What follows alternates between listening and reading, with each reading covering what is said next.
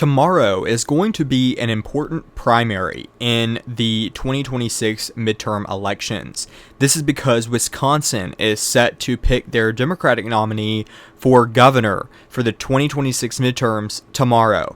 Francesca Hong is the leading candidate likely to be the Democratic nominee, and arguably one of the most controversial as well, giving a lighter chance to winning the governor's mansion already held by Democrats in the November elections if Francesca Hong is that Democratic nominee. A lot of people are fearful that Francesca Hong might actually lose this race in the November elections if she does end up being the nominee tomorrow evening. Now, this is going to be a very important race in the 2026 midterms on the idea of where the Democratic Party stands going forward.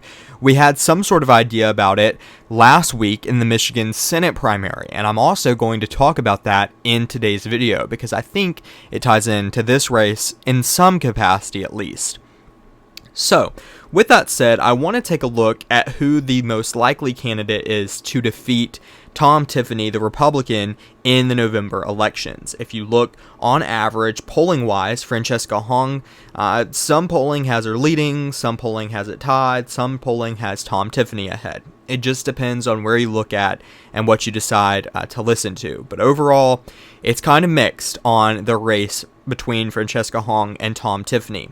Go to David Crowley, who's running against Francesca Hong in the Democratic primary. He has a much better shot at winning this election, at least according to polling. David Crowley, the most recent poll, sitting about 3% above Tom Tiffany. And then in the two prior, a percentage point on each, winning those Republican sponsored polls there. So, it's really going to come down to where Democrats want to go with the party going forward, and where they decide to go tomorrow night, where they decide to go as a party, and ultimately, if they're willing to nominate someone who may actually have a lesser chance of being the actual of winning the November elections because they want this person as the nominee in the first place. They want someone who's a more progressive wing of the party. It's going to really be an interesting race to watch. Of course, like I said already, Francesca Hong is likely to win against Crowley, coming in second, 44% to 22% for Crowley. This is from State Navigate, the 3rd through the 6th. And then we've just seen this continue. I mean, poll after poll, Hong 25, Hong 19, Hong 18, all above Crowley, except with the exception of the poll with Mandela Barnes in it. Ultimately, he has dropped out of this race, though. So, with that said, I want to take a look back at just a week ago, the Michigan Senate primary.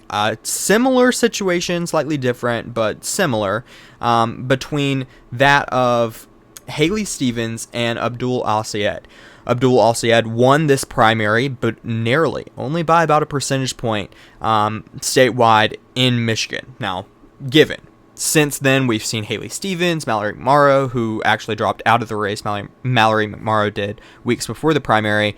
They've come together, and they are rallying. Oh my gosh, behind Abdul Al-Sayed in this Senate race. Similar situation for the governor's race as well with Jocelyn Benson. So overall, the Democratic Party is unified behind Abdul Al-Sayed in the 2026 midterms for this Senate race. But overall, a divisive primary, one that we actually thought Abdul Al-Sayed would have a stronger showing of winning. 19%, 17%, 14%, 16%. Emerson College, that 16% margin, ultimately all went out the window on election night. Abdul Al-Sayed only winning by about a percentage point. If you were watching live, you've seen time and time again the idea that perhaps Haley Stevens actually had a shot at winning. And in some capacity, she did. I mean, if we look back, she would have only had to have turned out about 20,000 more voters or so to have had this in the bag and won this Senate primary.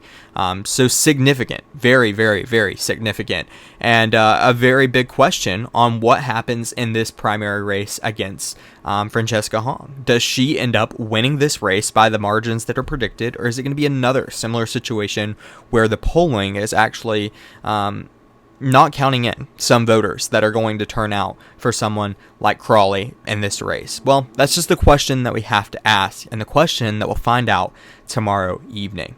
So, with all of this said, who has the better shot at winning? Well, I think it's pretty clear. Francesca Hong not the favorite to win this November election if she's nominated tomorrow night. And ultimately, that seems to be the consensus behind it, that Francesca Hong will win this primary.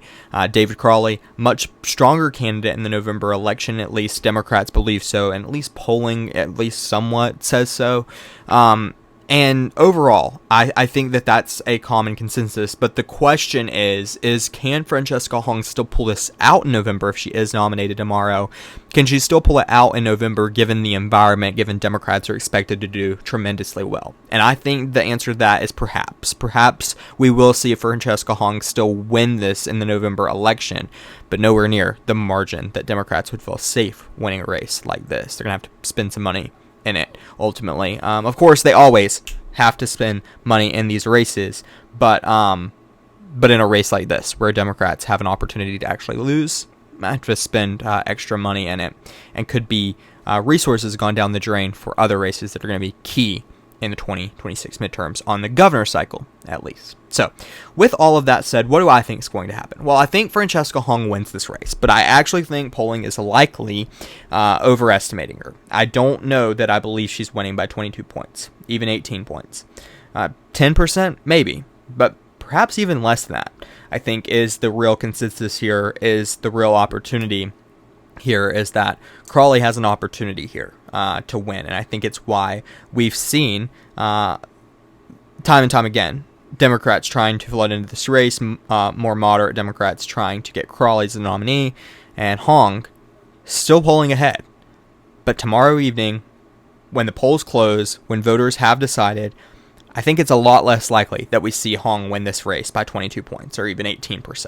Like I said already, I think somewhere around 10%, maybe more, maybe less even, I would say maybe less for sure, is probably a good idea for this race. I think Francesca Hong wins, but not by the margin that some people may be expecting her to win by. So, with that said, let me know what you think in the comments below. Do you believe Francesca Hong wins this primary tomorrow night?